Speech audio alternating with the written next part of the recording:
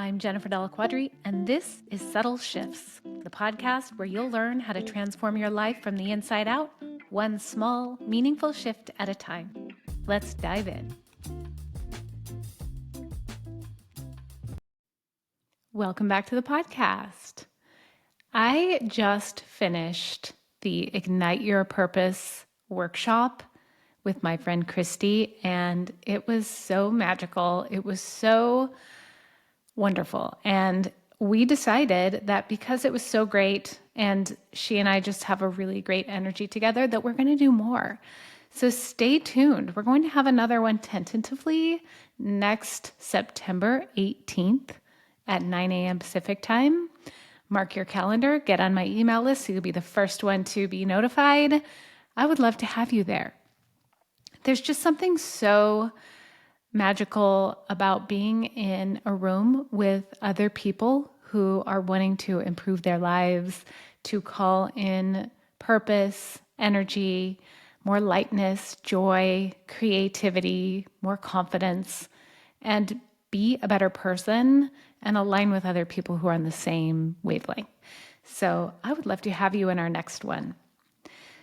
Today's episode is actually about something that came up in the workshop today. And I had already planned on recording this episode because it's a topic that comes up with my clients all of the time.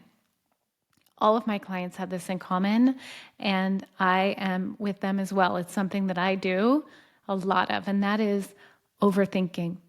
And anytime I'm onto myself with something or I notice a trend with my clients, I like to dive in and figure out what's going on because I know how to help them with their overthinking. I know how to coach them through it. I know how to recognize it when they're doing it. I know how to create space so that they can let all of their things out. But it's not always easy when you're in that moment, and maybe you don't have a reflection partner to do that for you. It's not always easy to turn things around and to stop the cycle of overthinking. And I'm going to teach you how to do that in this episode. So first, I'm just going to talk about overthinking, what it is, different types of overthinking, why we do it. And then, of course, I'm going to end by sharing with you how you can stop that overthinking cycle. Because when you overthink, you don't take action. I'm talking from personal experience here. Your brain stops you literally from doing the thing. It decides that thinking is what you're going to do, and you never actually get anywhere with it. You just ruminate on it. So this episode will help you break free of that and call yourself on it so that you can really start taking action on the things that you really want to do. So let's dive in. Here are the reasons why we overthink. I'm going to list them out to you, and I want you to listen and see if any of them stand out as like, oh yeah, that's what I do. The first one is that it's a survival mechanism. Our brain is wired to protect us, to keep us alive, and it's really good at it. And what our brain is doing when we're overthinking is it's trying to protect us and predict every possible outcome. What could possibly happen here? And it's all in an attempt to avoid an uncomfortable feeling or an uncomfortable situation and to really gain control and have safety in situations. It's really in that same part of the brain that's like scanning for danger. Like your brain does this and you may not even know that it's doing this. It's constantly scanning for danger. That's how our brains are wired. That's why we're still here. That's our survival mechanism. But the difference here is that danger in the past might have been a real physical threat, but now modern danger is basically just things like that feel uncomfortable. Making the wrong decision or being judged or hurting someone's feelings and things like that. You're not in any physical danger, but your brain is trying to think your way out of it or trying to protect you from it and looking for threats. The second one is fear. The first one for sure is fear. Many of them have to do with fear, but fear of making the wrong choice specifically. And this comes from the perfectionistic brain. Your brain wants to be right. Your brain wants to make the right decision. And if you don't, there's consequences. And so if you overthink it or you think your way through it, you think there's going to be the right decision and I won't face any of those negative consequences. And the fear is like basically like, I don't want to make that mistake. So I'm going to think my way through it and come up with the right choice.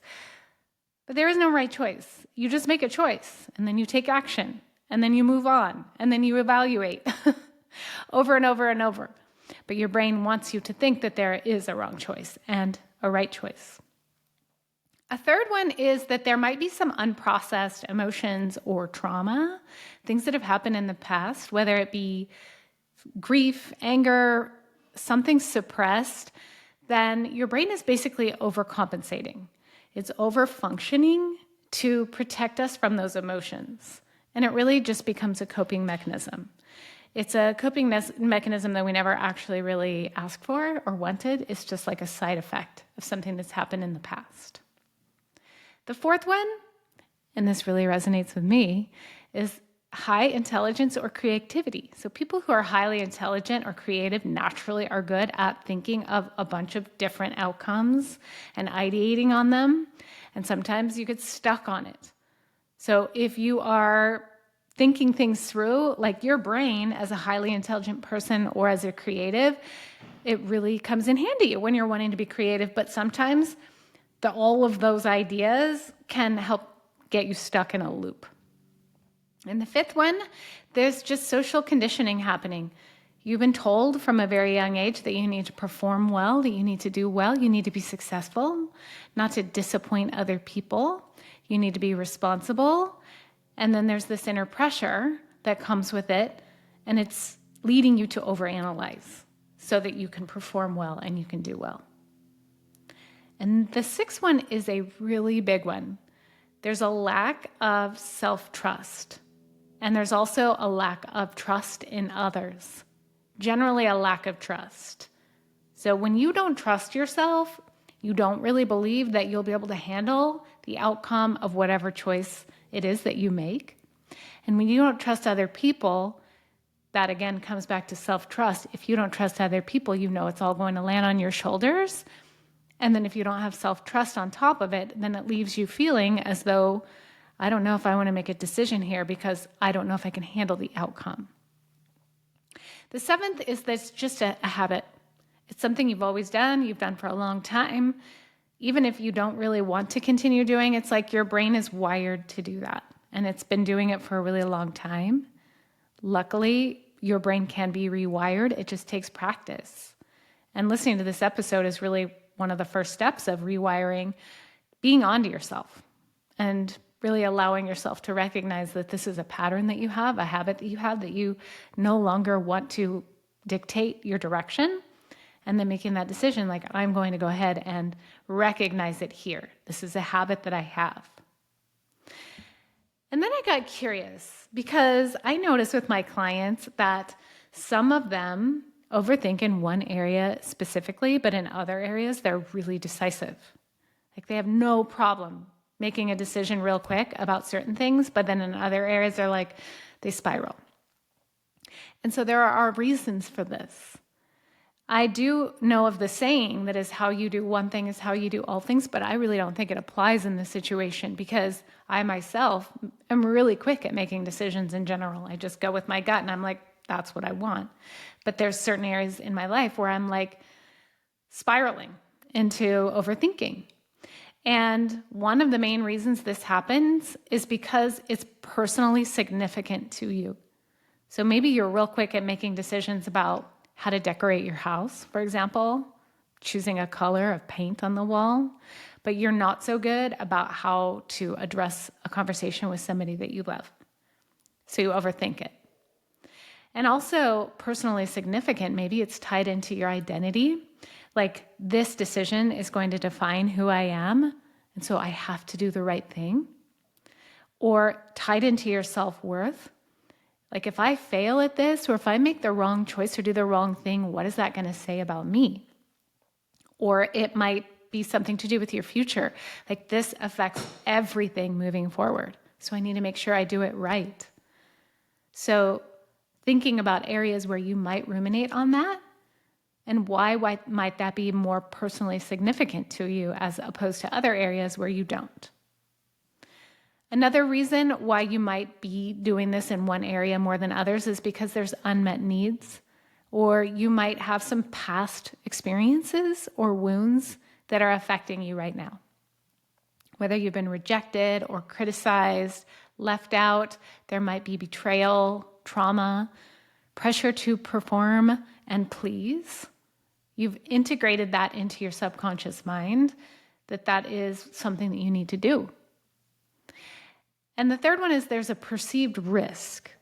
So for example, if you're making a decision about whether to get this specific throw pillow for your couch, it might be really easy because there's no risk. It's like, if it doesn't look good, it doesn't look good, right? Or I'll get another slip cover, or I'll get a different pillow or something like that. But if it's something that your brain considers to be risky, the overthinking might take over. Like, what if I mess up? What will people think? Or I can't afford to get this wrong because the impact would be too great for me. And when it's a low stakes decision, that's not necessarily the case. It feels like an easy choice and easy to turn around if it's something that you regret. Also, if there is another reason why you might overthink in one area is because there's a lack of clarity or confidence. So you might be really confident in one area of your life, but there's another area where you're like, I don't really feel so sure about myself here. And then the overthinking comes over. And that goes again back to self-trust, or maybe lack of experience, or the internal messages that you've been telling yourself that you don't know what you're doing. And if you haven't done it in the past, you might be telling yourself that you don't know what to do. And it really does come in when there's just uncertainty or self-doubt. And also, I touched on this earlier, but there might be a subconscious block happening. And if you haven't checked out my episode with Osette King, I highly recommend you go back and listen to that, because there is release work that can be done to help clear through those subconscious blocks that you may not even realize are there. But the main thing that can happen is that you have a subconscious identity or subconscious belief that you need to prove yourself, or that you need to be liked, or that if you mess up, you'll lose everything. And these are all things that were created in our past through our experiences, often at a very young age. So we may not even realize when they were created, but they're still dictating how we move through our life today. So now let me dive into the different types of overthinking. Which flavor is you? The first one is ruminating. So that's thinking about the past and overanalyzing the past. So say, for example, you had a conversation with someone and later on you're like, I said that thing and then she acted kind of weird. And then, oh gosh, I hope I didn't hurt her feelings. Gosh, why did I say that? And you just spiral and loop into the overthinking and the regret, or things that you should have done, replaying those conversations or the events. And the core fear there in rumination is I messed up, or I'm going to be judged or rejected. Another type of overthinking is just overanalyzing, weighing every single option that could ever be available ad nauseum. You get stuck trying to think your way to the right answer, and you just weigh them over and over and over. You're thinking, what if I choose wrong? Or there's paralysis analysis happening. You're constantly seeking more information. That is my husband to a T. Every decision he's got to overanalyze. And the core fear there is I'm going to make a mistake or I'll lose control. And control is a big part of this. The overthinking mind is seeking control. And by overanalyzing and weighing the options, there's this perception that there's going to be the right option and I will then have control.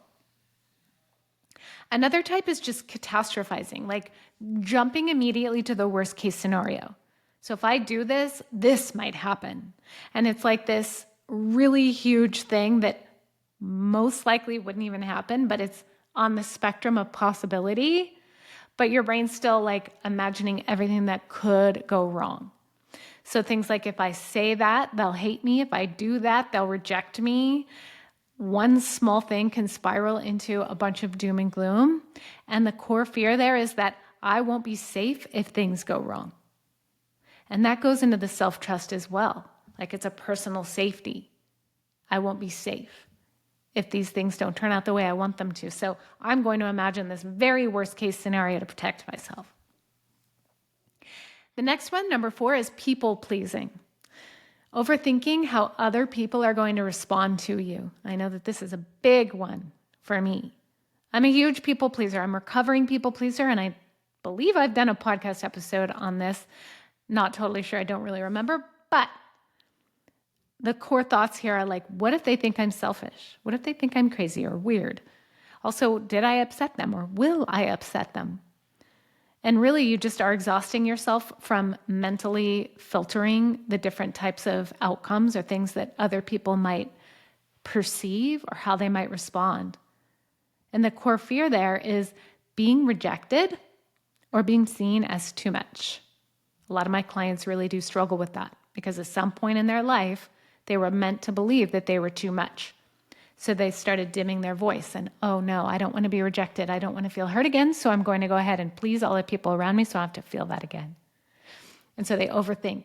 How will this affect everyone around me, even if that is to their detriment?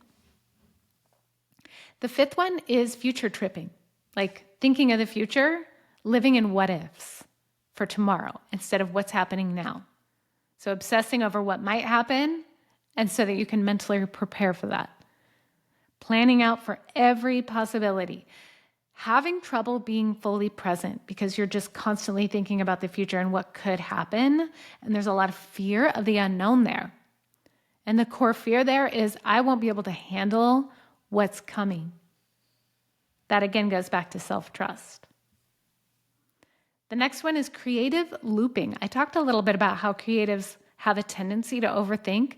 There's just so many ideas that it's hard to even think of selecting one.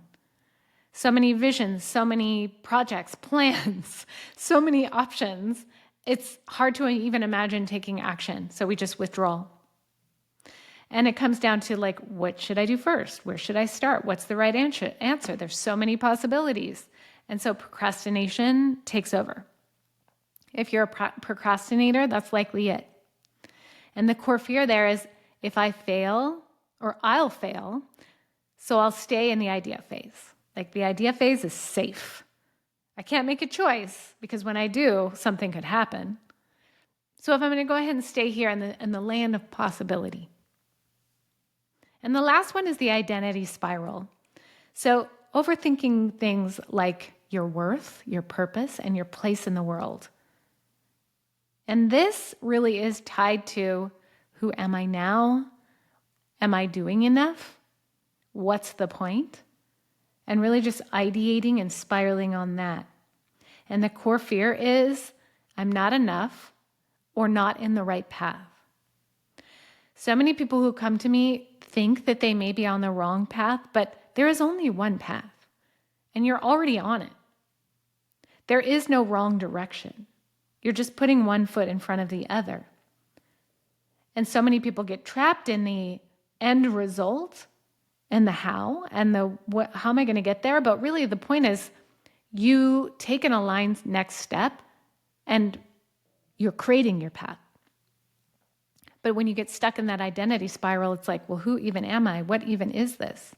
And that can feel really scary and unsettling. So what to do? I'm going to give you a few strategies to try on, and I'm going to share with you some of my very favorites as we go along. The first one, you're already doing it. You're just naming it. You're identifying it right now. You're onto yourself. I'm overthinking. Like you catch yourself. Something I'd like to do is when I notice that I'm in an overthinking spiral is I say, nope, I'm not available for that right now. I'm not available for that. And then I just literally imagine a stop sign, like, nope, stop. I'm not available for this spiral and overthinking. And when you do notice it, you have the option and the chance to course correct, to do something different. And it helps you shift from that spiral because that spiral will really take over. And then you can change directions and decide to do something different. Really, it just interrupts the cycle when you name it. Overthinking. Another thing that can be really helpful is to do a thought download. So many times when we're overthinking, our brain, it feels like there's so many different ideas and thoughts and worries in our head, and it radiates into our bodies like, oh gosh, and it's just really tense. When you can get it out there, it really can help take it out of your brain and onto the paper, or if you prefer to speak versus write, you can speak it into your voice memos. You can share with a friend. This is something my clients do a lot. We have access to each other on Voxer between our sessions. Sometimes they'll just come in and do a thought download and get all of those things out of their head. And even just doing that sometimes makes them feel better. Of course, they get feedback and they get my support along with it. But being able to just get it out there so that it's not just swirling around in your head. Now, if you do record it and have it in your voice memos, you can transcribe it, because then what you can do is you can actually circle the things that are factual, the things that are for sure, not just ideations. And you can cross out anything that's an assumption or a fear. So you're just highlighting the things that are facts. And then you can choose one thought to reframe. Maybe there's one thought that's stressing you out. You can pick that thought and be like, okay, how else might I be able to think about this? And then go from there. The third thing you could do is to set a worry timer. You literally set your timer for 10 to 15 minutes. You're like, okay, this is my worry time. I'm going to go ahead and allow myself to worry. And then when that timer goes off, you're like, okay, I'm done with that worrying for today. No more worrying. Worry time is over. And it can really help you contain all of that mental focus. The fourth one is to shift into decision-making mode. Because when you're stuck in that overthinking, you're not taking any action. It feels like action because thinking feels like you're doing something, but you're not actually doing anything. And it doesn't usually feel very good. So shift into decision-making mode. And the best way to do this is to keep it small and simple. Make a choice of what action you want to take. And then you can reflect on yourself and just ask, what decision is it that I'm avoiding here? What am I avoiding? What do I already know? And what's one next step that I can take? Just choose one thing, one action that feels doable. That doesn't mean that it has to be easy, but it is an action that's going to help get you out of overthinking. You are literally taking action on it. And I recommend claiming it, whether it be writing it down, telling someone, this is my next step, help me stay accountable. That can be really helpful too. Number 5 is my favorite one, and that's to interrupt the overthinking with movement. Whether it's walking around, dancing, cleaning, that's movement too, riding your bike, whatever it is, you're getting up and you're shifting the energy. You're allowing it to flow through, because so many times overthinking is like a stuck feeling. So when you get up and you move around, it gives that energy somewhere to go. So it could be yoga, it could be stretching, shaking, or just jumping up and down. Jumping jacks is a really fun one too. It just kind of gets all that out. The 6th one is to practice single task focus. So this is a little bit like setting the timer and giving yourself time to just worry. But instead of spending hours and hours and hours moving through your life, like going to the grocery store and doing chores and eating, constantly ruminating on that thing, allow yourself to focus on that thing and work on solving it. But maybe set a timer for how long you're going to do it. So maybe there's a Pomodoro technique where you set the timer for a certain amount, like 25 minutes, and then you give yourself a 5-minute break, so that you're not spending your whole life ruminating on this thing and not actually enjoying what's happening in the moment. Or you could also use a mantra, like just this moment, just this task, just one thing at a time, single point of focus. I mentioned this before, but number 7 is to have a reframe.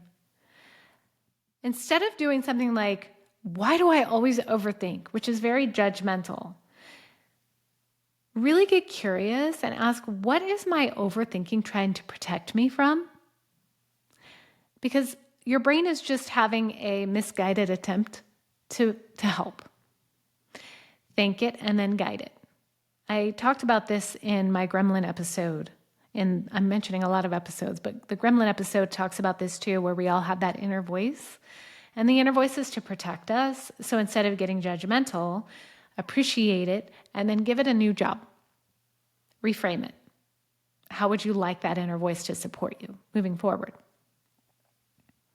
And the 8th one is to find a partner, someone who is there to help you shift out of that overthinking mode, help you reframe, help you take aligned action, make decisions, because the sooner you make decisions, the sooner you'll start calling in the things that are really important to you, the things that really do matter.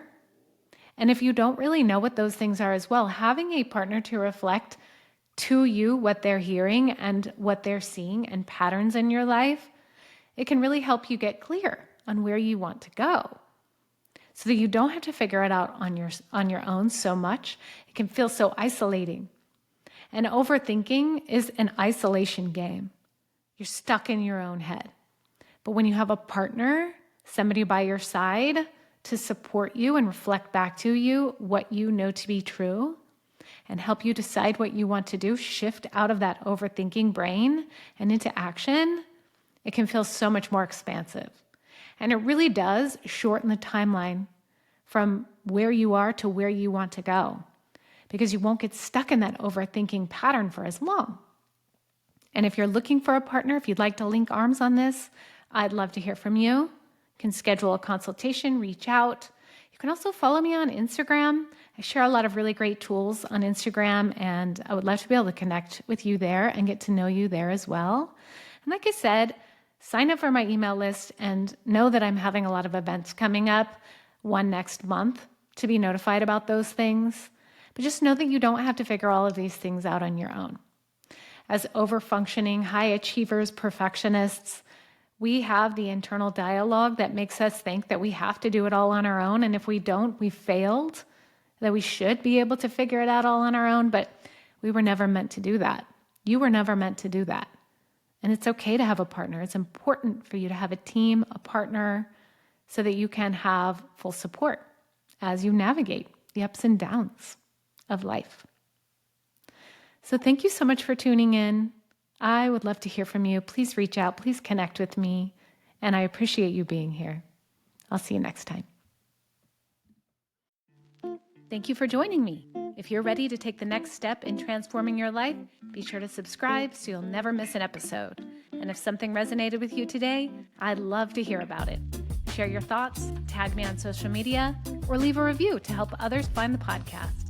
Remember, the smallest shifts can create the biggest transformations. I look forward to hearing from you.